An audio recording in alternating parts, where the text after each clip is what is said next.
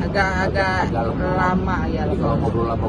Sembuh dari sakit parah, Kiwil beber kini lamban berpikir. Ex Rohimah sebut masa lalu udah lupa.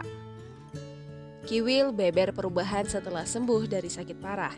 Beberapa waktu lalu, Fenty Vigianti sang istri mengabarkan Kiwil terbaring lemah di ranjang hingga tangannya diinfus. Diketahui komedian Kiwil sempat mengalami sakit parah lantaran infeksi virus. Beruntung, kini kondisi Kiwil sudah mulai membaik. Namun perubahan dirasakan mantan suami Rohimah. Ia mengaku lamban berpikir. Saat ditemui bersama istrinya Fenty Vigianti, Kiwil mengaku sedang dalam masa penyembuhan dengan mengonsumsi obat-obatan herbal. Hanya saja, setelah sembuh, komedian bernama asli Will dan Delta ini merasakan perubahan di dalam dirinya. Kiwil merasa lebih lamban dalam berpikir alias lemot. Bahkan ia mengaku kesulitan mengingat memori masa lalu.